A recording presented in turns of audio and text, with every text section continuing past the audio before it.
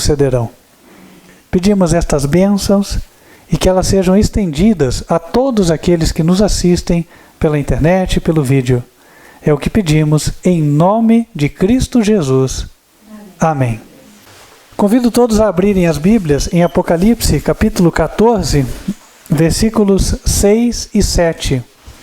O profeta João diz: "E vi outro anjo voar pelo meio do céu, e tinha o evangelho eterno para o proclamar aos que habitam sobre a terra, e a toda nação, e tribo, e língua, e povo, dizendo com grande voz: temei a Deus e dai-lhe glória, porque vinda é a hora do seu juízo. E adorai aquele que fez o céu, e a terra, e o mar, e as fontes das águas." O Apocalipse é o livro que fala para o tempo do fim e anuncia a chegada de um juízo. Notem que o momento não é aquele no qual todos já ressuscitaram, o momento no qual Jesus já voltou nas nuvens do céu. Isso por quê? Porque apenas mais tarde, lá no versículo 14, é que se vê o relato da vinda de Jesus.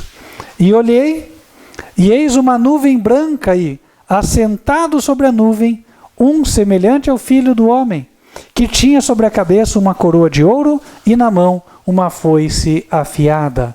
Portanto, a chegada do anjo anunciando a vinda do juízo aqui na terra, ela é anterior à segunda vinda de Jesus.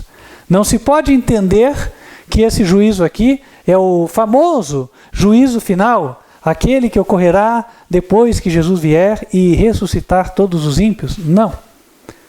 É um juízo que ocorre antes da segunda vinda de Jesus, do qual poucas pessoas sabem. Mas é interessante que, no versículo 6, a Bíblia disse que o anjo deveria proclamar a mensagem a toda nação, tribo, língua e povo. Por quê? Porque o juízo é universal. Ele diz respeito a todas as pessoas que aqui se encontram. Elas precisam, portanto, estarem atentas para isso. Por quê? Quando cada um for tomar as suas decisões daqui por diante, ele deve ter em mente de que ele vai ser avaliado. Ele vai ser julgado. Olha, eu posso dizer para vocês que de todas as matérias que eu já fiz até hoje, estudando, as que mais incomodavam eram aquelas que tinham provas. Por quê? A prova dá até um frio na espinha, não é assim? O dia da prova, né? Olha, cuidado com essa matéria. Não faça de qualquer maneira. Não deixe para estudar na última hora. Não vai dar certo, porque você vai mal na prova. E se você for mal na prova, você vai reprovar. E aí, todo mundo anda, né, com o coração meio em suspense durante o decorrer de todo o ano ou o semestre, na expectativa de que vai passar, de que vai poder ir bem na prova. Antigamente, essa expectativa também existia com respeito ao vestibular.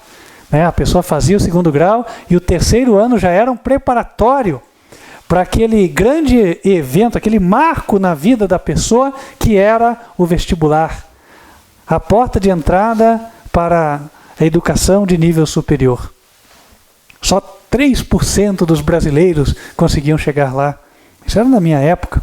Hoje em dia mudou. Mas mesmo assim, existem outros exames que também colocam as pessoas em suspense. Por exemplo, Enem, não é verdade? O Enem está aí. Para quem faz outros cursos, aí vai para pós-graduação, mestrado, existem outros, AMPAD, por exemplo, e assim vai. E aqui é dito que no tempo do fim, no tempo do Apocalipse, o juízo chegou. Ora, se ele chegou, todos nós estamos nesta situação. Então, cada vez que eu vou tomar uma decisão na minha vida, cada vez que eu vou proferir uma palavra, cada vez que eu vou tomar enfim, vou fazer qualquer coisa, eu tenho que considerar isso aí. Poxa, agora Deus me avaliando por isso que eu estou fazendo agora. Pela palavra que eu estou dizendo neste momento, qual vai ser a avaliação que Ele vai fazer? E para que ninguém entenda mal, o juízo de Deus tem um propósito. Não é só para dar uma nota e todo mundo vai passar, né? Que nem a regra hoje. Tem uma regra aí que até X anos do fundamental, a criança vai passando. Passa, seja com que nota for. Antigamente não era assim, reprovava. E no juízo de Deus, a reprovação significa a perda da vida eterna. Deus, na sua misericórdia, concedeu a todos o dom da vida eterna pelo sacrifício de Cristo Jesus. Ocorre que Deus quer avaliar, sim, e é justo que Ele avalie, quem valorizou o que Ele fez. Quem não desprezou a oferta. E essa é a razão do juízo. O profeta Daniel, em visão, contemplou esta cena no céu. Daniel capítulo 7, versículo 9. Eu continuei olhando até que foram postos uns tronos, e um ancião de dias se assentou.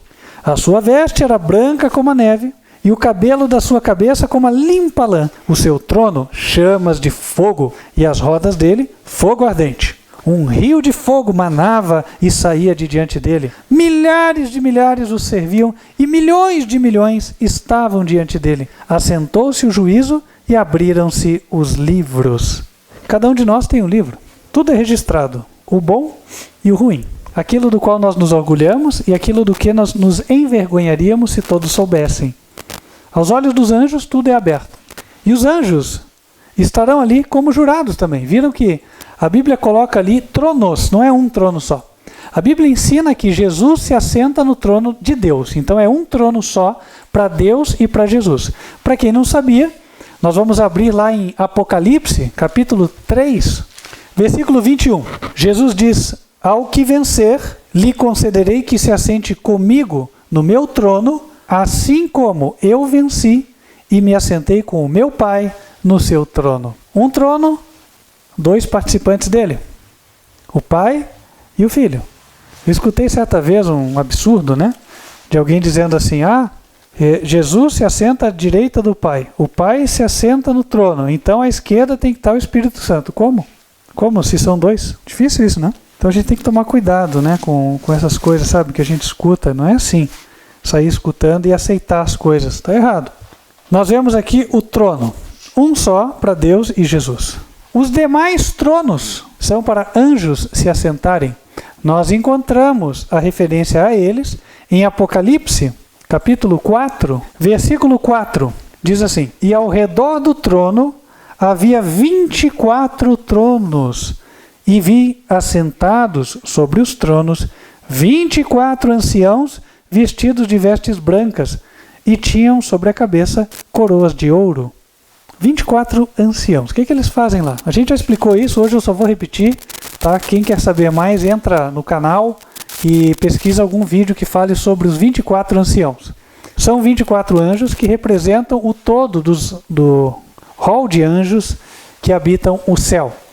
Assim como também aqui na Terra, a igreja cristã, ela tem 12 representantes que foram designados ao longo das eras. No tempo do Antigo Testamento, eram os 12 filhos de Jacó que deram origem às 12 tribos. E no tempo do Novo Testamento, são os 12 apóstolos do Cordeiro. Então 12 mais 12 dá 24. A igreja no céu e na terra é uma só. Então, assim como há 24 representantes no céu, há 24 representantes na terra. O que esses 24 anjos fazem lá enquanto o juízo do nosso caso é realizado? A mesma coisa que os jurados fazem hoje no tribunal do júri.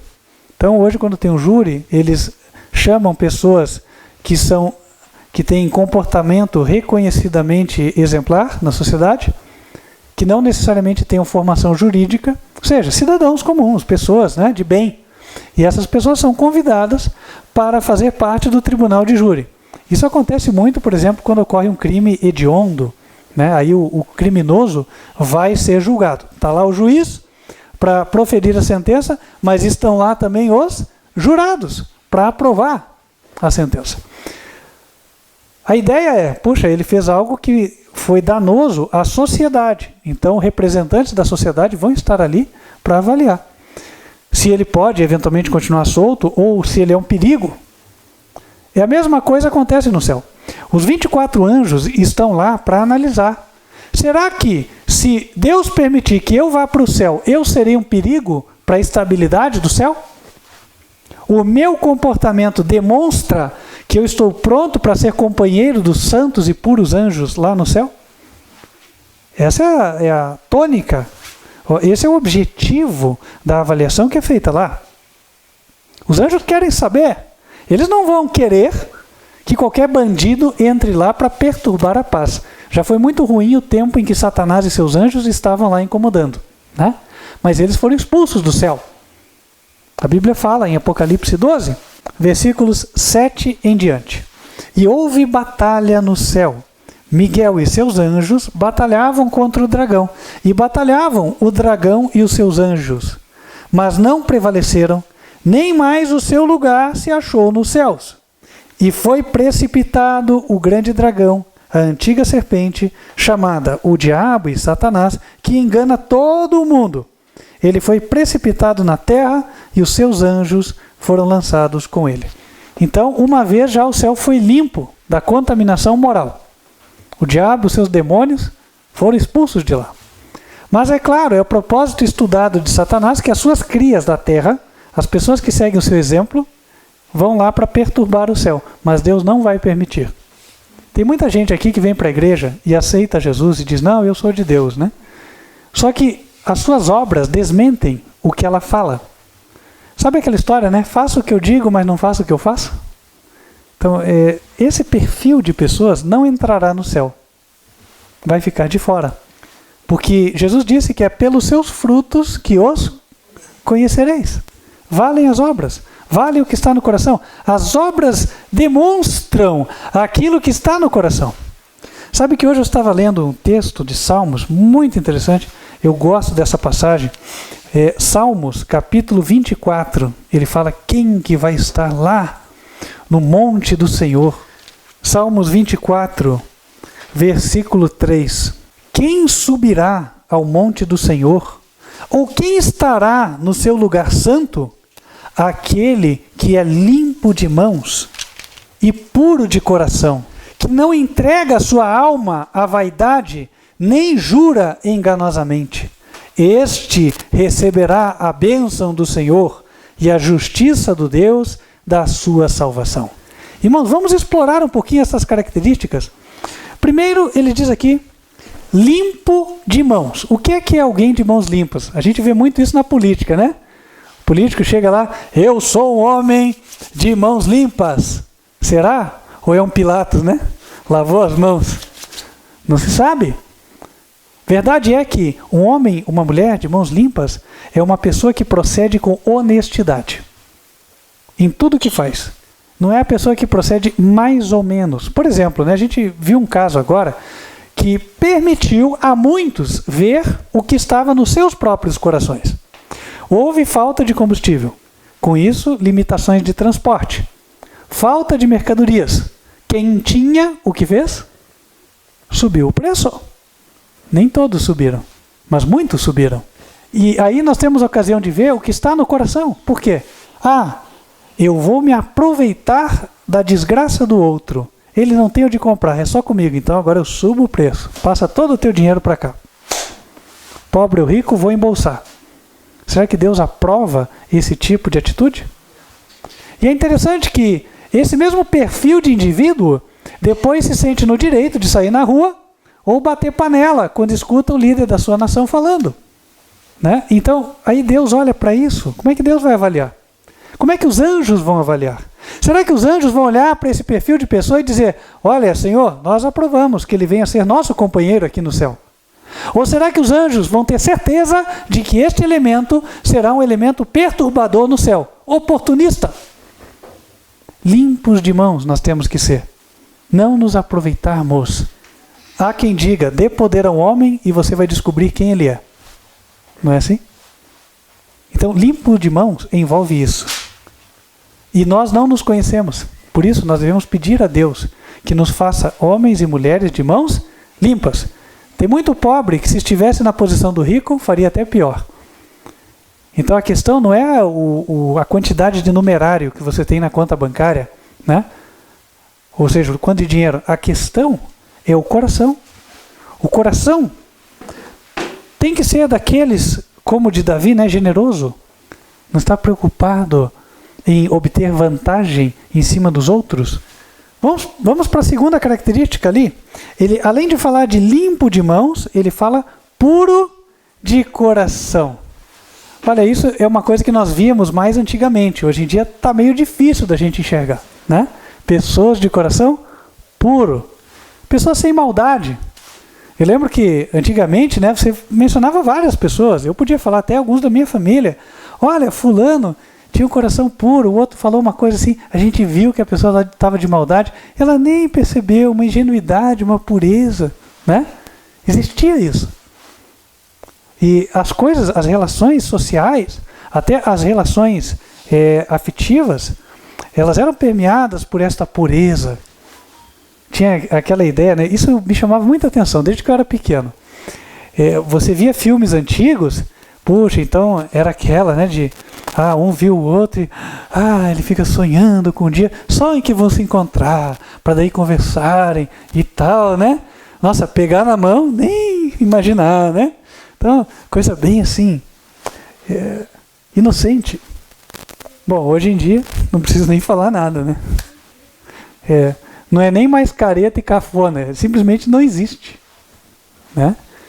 Ou seja, acabou aquela inocência. As pessoas já vivem em outra esfera, né? A malícia, ela já se propagou de uma tal forma que ela virou a norma da sociedade. Limpo de coração. Mas nós precisamos ser puros de coração, digo. Sabe, o puro de coração, ele não fica suspeitando o mal dos outros também. Porque uma coisa ruim é você lidar com alguém desconfiado. Não sei se você já lidou, né? Assim, a pessoa não te conhece, mas ela também não te confia em nada. E você percebe que você está ali, tudo que você fala está em tela de juízo, por mais que você faça, você não agrada, não é assim? E a pessoa não é feliz assim. Quem vive desconfiando dos outros não é feliz. Geralmente tem um semblante meio caído. Por quê? Justamente porque o coração não está puro. Outra coisa, né, que daí serve para nós fazermos uma autoanálise. Em geral, quando a pessoa ela age de forma errada, ela também desconfia que os outros vão agir de forma errada. E aí vem uma fonte da desconfiança, entende?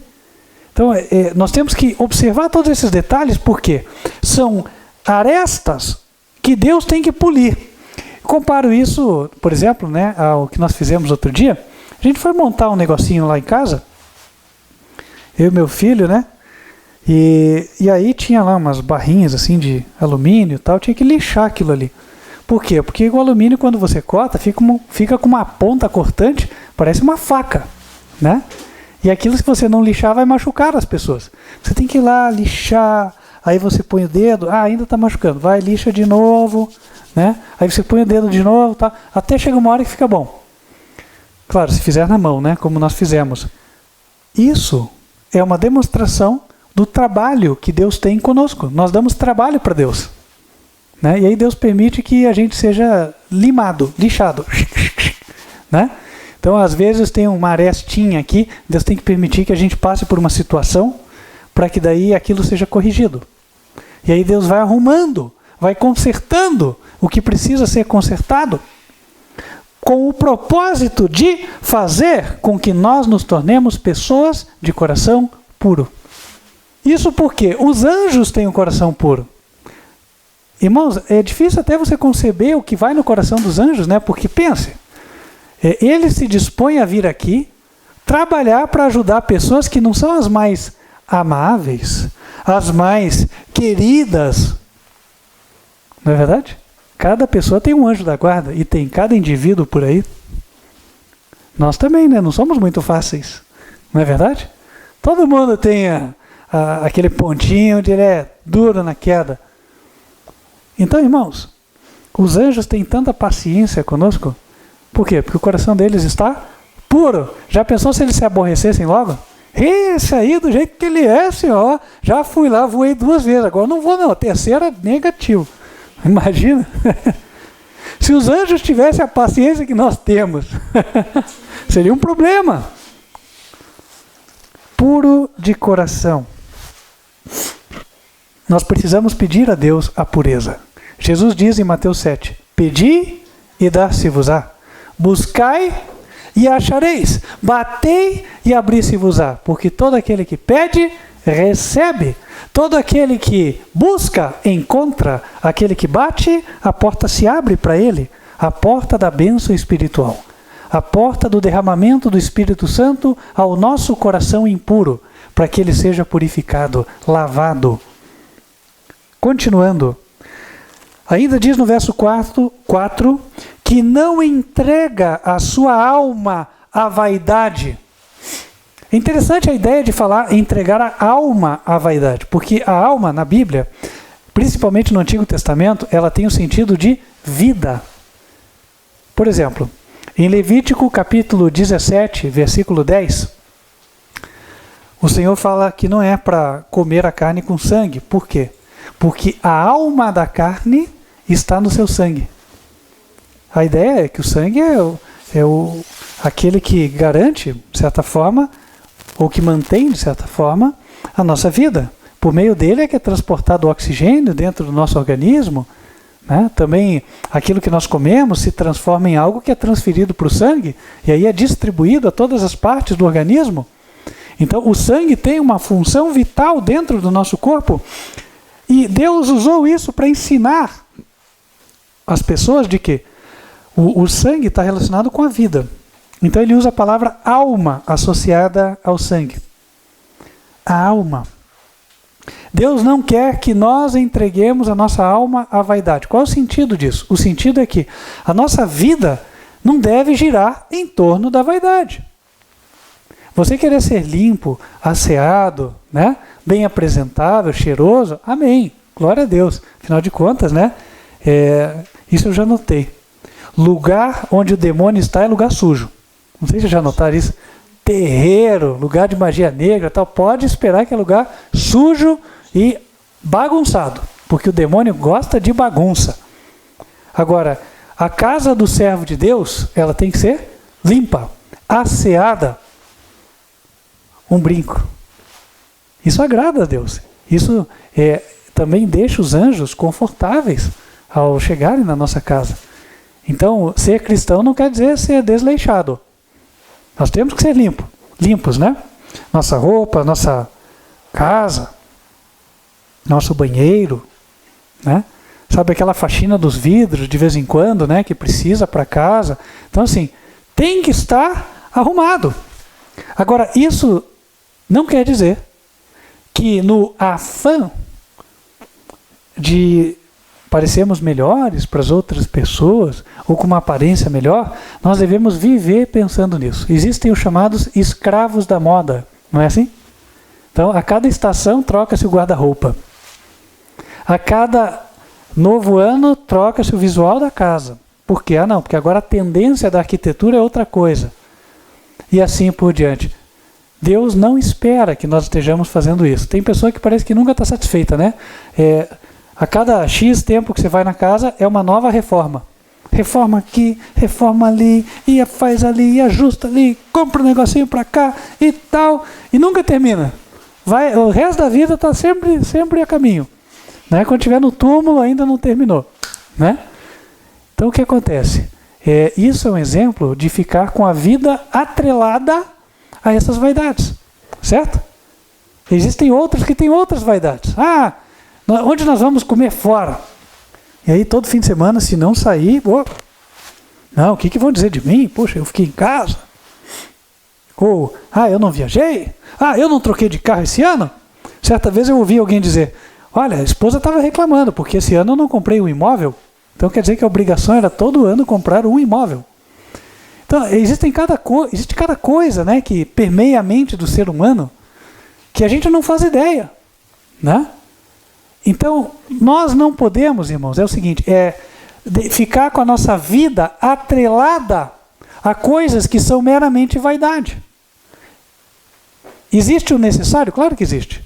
Deus quer que nós tenhamos casa própria? Com certeza. Deus não quer que a gente fique aí, né? Sem saber para onde a gente vai e tal. Poxa, vamos trabalhar, né? Ter uma vida digna e tal. Isso é louvável diante de Deus. Né? Que a tua casa seja arrumadinha, seja limpinha, não tenha vazamento e tal, seja quentinha, aconchegante. Amém, glória a Deus. Né? Que a tua roupa também seja uma roupa decente, que te apresente aonde você vai, conforme a situação onde você vai estar inserido, enfim, o contexto lá. Tudo isso agrada a Deus. Agora, a constante preocupação com essas coisas demonstra algo que precisa ser corrigido. Deus não quer, porque Ele sabe que não faz bem para nós, que a nossa alma fique entregue à vaidade. A ideia de entregar a alma à vaidade quer dizer o seguinte: eu me deixo levar, eu já não sou mais senhor de mim, né? Eu já sou conduzido. É aquela ideia do time de futebol, né? Eu lembro que tinha um hino de um time que falava: estaremos com ele onde ele estiver. Quer dizer, eu não sou mais dono de mim mesmo, eu sou carregado. Isso não pode acontecer. Nós não devemos entregar a nossa alma a estas vaidades. E como? Porque tem algumas vaidades que a gente até ri, né? Porque acha que não tem nada a ver conosco, mas tem outras que elas falam fundo nos nossos corações. Cada um tem aquilo que gosta. Então, todos nós, sem exceção, precisamos buscar a Jesus e pedir a Ele que faça o ajuste para que nós sejamos devidamente equilibrados. Depois, próxima coisa que é mencionada aqui: não jura enganosamente. Isso aqui, à primeira vista, né, muitos poderiam se evadir disso, ou seja, escapar destas palavras, aparentemente, dizendo assim: eu não juro.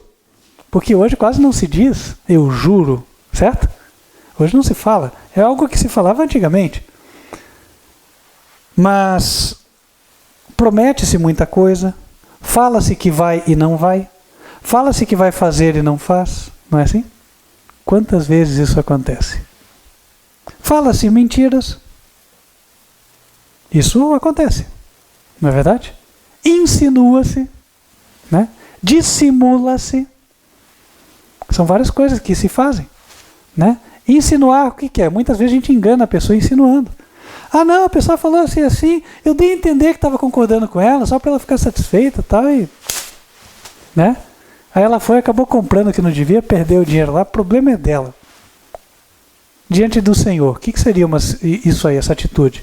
Um pecado, certo? O dissimular também, né? Isso aí tem muito a ver com o cochichar, que é uma coisa que Deus também não se agrada, é mexerico. Né, conversando e tal, chega alguém, é bem de quem está falando, né?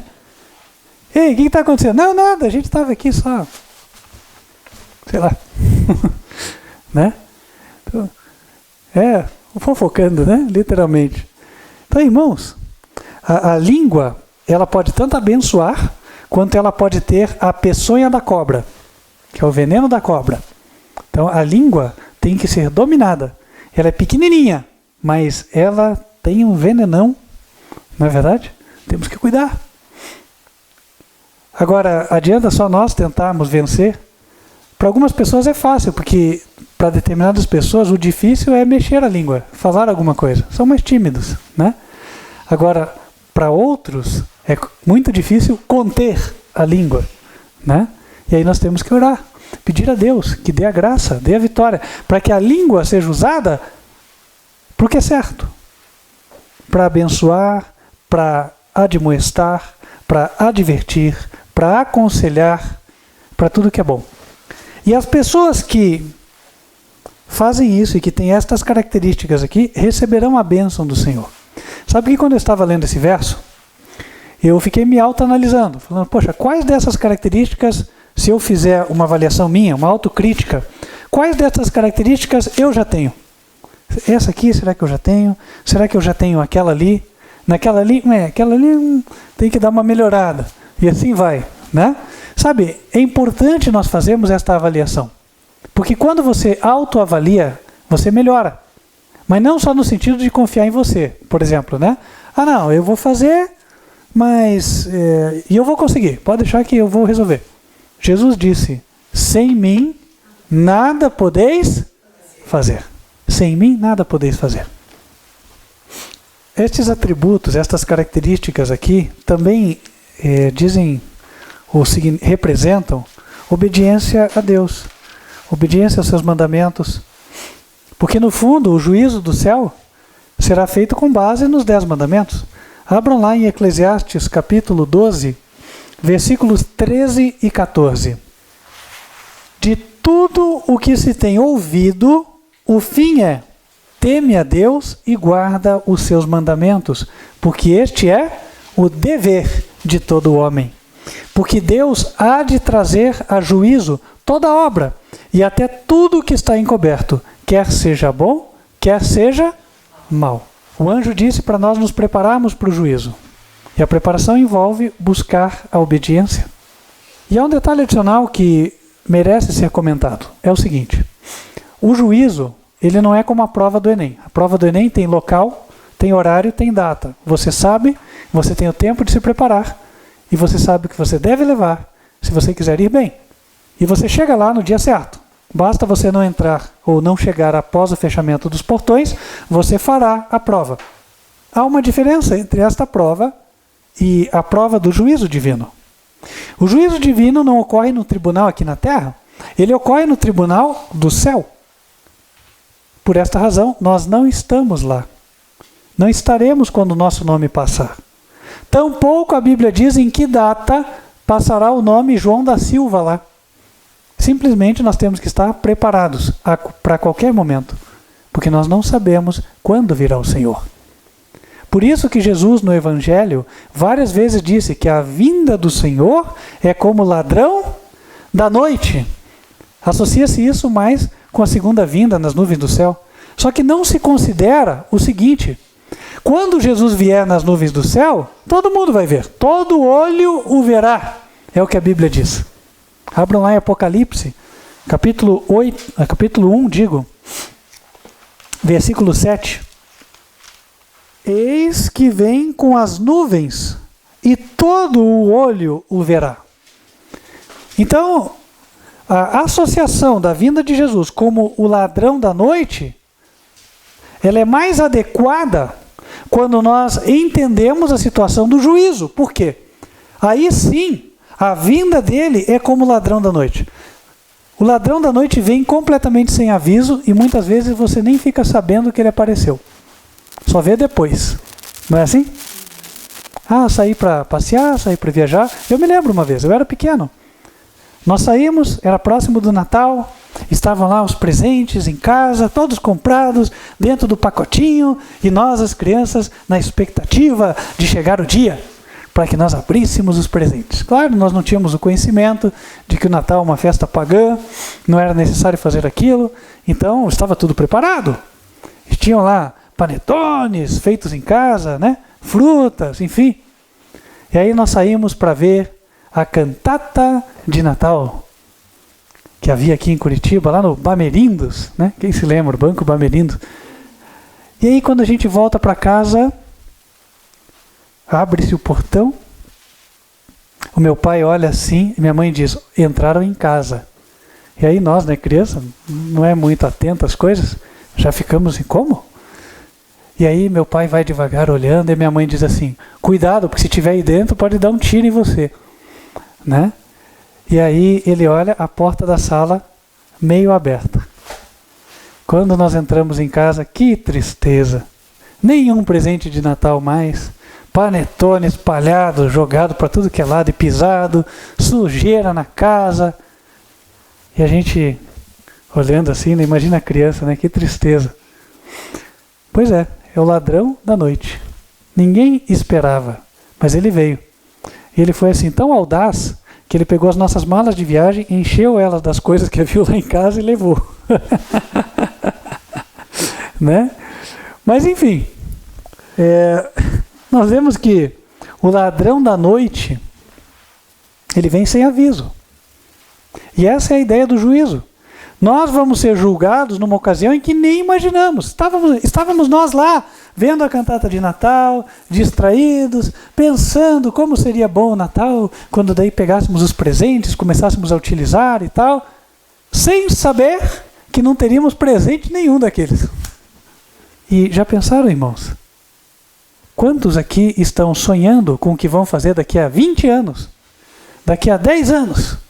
o que vão construir, o que eles vão ser, o curso que vão fazer, o lugar que vão conhecer, mal sabendo que o seu destino eterno está sendo decidido no céu. A vinda do Senhor é como ladrão da noite. Por isso Jesus diz, referindo-se ao juízo, estarão duas no campo, duas amigas. Uma será levada e a outra será deixada. Tem a ver com a sentença. Um será levado, outro será deixado. Estarão dois no campo, um será deixado, outro será levado. Por quê? Porque Deus conhece os corações. Eles estão próximos, mas os corações estão distantes. Um serve ao Senhor, o outro não serve. E o que aprendemos então, ao termos isso em mente? Que nós devemos ter a cena do juízo constantemente diante de nós. Não devemos perdê-la de vista. Devemos ter a consciência de que a presença do Senhor está conosco em todos os momentos da nossa vida. Que nós sempre estamos sendo avaliados. O que nós estamos fazendo, o que nós estamos pensando, as decisões que estamos tomando, tudo está sendo registrado e vai pesar contra ou a favor naquele dia. Oh, como vai ser diferente a nossa vida se andarmos assim. Não é verdade? E o apelo do Senhor é que, para o nosso próprio bem, tenhamos o juízo em mente. Talvez você pense, poxa, mas eu vou ficar sempre assim, opresso. Bom, a Bíblia diz que a época do juízo era uma época onde o povo afligia as suas almas. E, sabe, isso é adequado. Não é errado da parte de Deus. Sabe por quê? Mesmo aqui na Terra, quando você vai fazer uma prova importante, você também fica apreensivo. Não é assim? Na véspera, às vezes não consegue dormir, toma um calmante, tem calafrio. Mas depois faz a prova e passa, e depois você pensa, não, todo mundo passa por isso, eu tive que passar também, faz parte da vida, não é assim? E faz parte da nossa vida prepararmos-nos para o juízo de Deus. Queira Deus, queira não, Ele já quer, mas que estejamos nós todos preparados. Quem gostaria de estar preparado para o juízo de Deus? Amém? Que assim seja. Talvez você esteja preocupado, pensando que não vai conseguir. Pensando que é muito difícil. Que tem que ficar se vigiando. E como que eu vou conseguir não pecar? Eu lembro que eu era criança, eu tinha isso. Eu falava para mim mesmo, hoje eu não vou pecar. Aí ficava me cuidando e tal. Daqui a pouco eu via que eu dava uma escorregada. Ela, puxa, hoje não deu. Ficou para amanhã. E no outro dia começava de novo. E até que eu vi que não dava, não tinha condições. Mas é possível. É que eu não conhecia coisas da palavra de Deus que hoje eu conheço. Então, hoje, aí ficará mais fácil. Isaías 45, versículo 22. Olhai para mim e sede salvos, vós todos os termos da terra, porque eu sou Deus e não há outro. Versículo 24. De mim se dirá, deveras no Senhor há justiça e força. Até ele virão, mas serão envergonhados todos os que se irritarem contra ele. Mas no Senhor será justificada e se gloriará toda a descendência de Israel. Talvez você se pergunte, como é que eu vou até Deus para obter essa vitória? A resposta está no verso que pulamos, o versículo 23. Deus diz, por mim tenho jurado, saiu da minha boca a palavra de justiça e não tornará atrás. Que diante de mim se dobrará todo o joelho, e por mim jurará toda a língua. E aí ele acrescenta, de mim se dirá, deveras no Senhor há justiça e força. Você se sente fraco? Ajoelhe-se, peça força a Deus. Em oração, peça o que lhe falta, e Deus te fortalecerá. Amém? Por isso, vamos fazer isso agora. Vamos nos colocar de joelhos e falar com o Senhor. Senhor nosso Deus, queremos te agradecer pela palavra, pedir que nos fortaleças, nos dê condições de te servir e vitória sobre as nossas falhas. E assim, Senhor, que sejamos pessoas preparadas para sermos súditos do teu reino, companheiros dos anjos que habitam o céu. Esteja com cada um aqui, estenda também, Senhor, as bênçãos a todos os que nos assistem pelo vídeo. Que eles possam também, ó Deus, andar nos teus caminhos pelo teu poder e força. Pedimos estas bênçãos em nome de Cristo Jesus. Amém. Se você tem sido tocado por Deus de que esta é a igreja do Senhor, o Ministério Quarto Anjo Advertência Final, e você deseja fazer parte desta comunhão de membros, preparando-se para conhecer mais da verdade e dando o passo do batismo, entre em contato conosco. Nosso WhatsApp é 41 99509 8425. E também te convido para você continuar acompanhando as transmissões que são realizadas pelo canal YouTube, youtube.com/TV Advertência Final. Os dias de transmissão são terças-feiras, a partir de 8 da noite, e sábados em 2 horários, 15 para as 10 da manhã, Escola Bíblica das Crianças, e 11 horas da manhã, Mensagem do Culto. Nós vamos ficando por aqui, mas não sem antes invocarmos as bênçãos do Senhor sobre a tua vida. Fecha os teus olhos. Que o Senhor te abençoe e te guarde. Que o Senhor faça resplandecer o seu rosto sobre ti e de ti tenha misericórdia. Que o Senhor levante sobre ti o seu rosto e te dê a paz. Amém. Deus te abençoe e espero estarmos juntos na próxima oportunidade. Até lá.